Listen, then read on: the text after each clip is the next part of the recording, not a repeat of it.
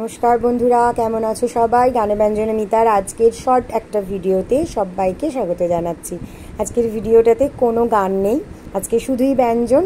হ্যাঁ, দেখতেই পাচ্ছ, আজকে আমি নিয়ে চলে এসেছি অত্যন্ত সুস্বাদু একটি মাছের ব্যঞ্জন। যদিও আমি ঘটি বাড়ির মেয়ে, তবুও বাঙাল বাড়ির বউ হওয়ার পর থেকে বাঙাল বাড়ির অনেক রান্নাই আমি শিখে নিয়েছি। শেখার ইচ্ছেটাও ছিল, আর তার সাথে সাথে খেতেও ভালো লাগে, তার জন্যই রান্নাটা শিখে নেওয়া। তাহলে চলো, যে রান্নাটা আজকে আমি করেছি বা যে ব্যঞ্জনটা আমি আজকে তোমাদের দেখাতে চলেছি সেটা এক এক করে তাহলে পরপর দেখে নাও। প্রথমে নিয়ে নিয়েছি একেবারে ল্যাকটাকে শিং লোটে মাছ। লোটে মাছ আমি বিয়ের আগে কোনো দিন খাইনি, কারণ আমার বাপের বাড়িতে এসব চলে না। তার সাথে নিয়ে নিয়েছি পেঁয়াজ কুচি, রসুন কুচি, এখানে একটু রসুন গ্রেট করে নিয়েছি, আর একটু লঙ্কা বাটা নিয়েছি, অবশ্যই কাঁচা লঙ্কা বাটা, আর একটু আদা বাটা।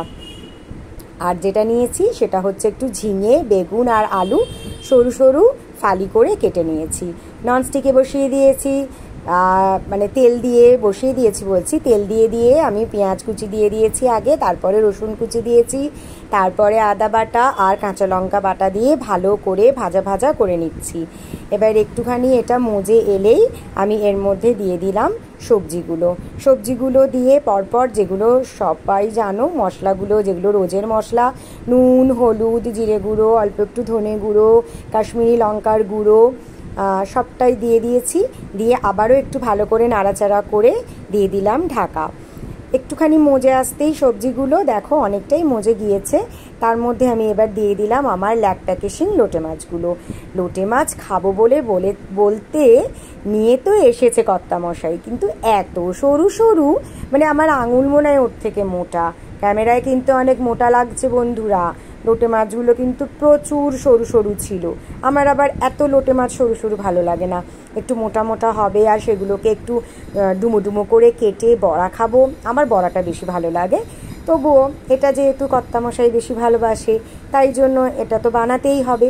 দেখো কতটা জল বেরিয়ে গেছে, এবার অনেকটা জল আবার শুকিয়েও গেছে। একটু ঢাকা দিয়ে রাখলেই জল বেরিয়ে যায়, লোটে মাছ তো জলসা মাছ, তো এমনিতেই জলটা তো বেরোবেই, তার মধ্যে ঝিঙে আছে, বেগুন আছে, সবটাই তো জলের জিনিস। তো যাই হোক, হয়ে গেল আমার লোটে মাছটা ভালো মতো একটু ভাজা ভাজা হয়ে গেছে, দেখতেই পাচ্ছ। তো চলো এবার প্লেটিং করে নেওয়ার পালা। প্লেটিংটা আবার না করলে সবাই বলবে, এ বাবা কীরকম একটা যেন রান্না, এটার কোনো প্লেটিং হলো না, দেখতে আবার ভালো লাগার ব্যাপার আছে।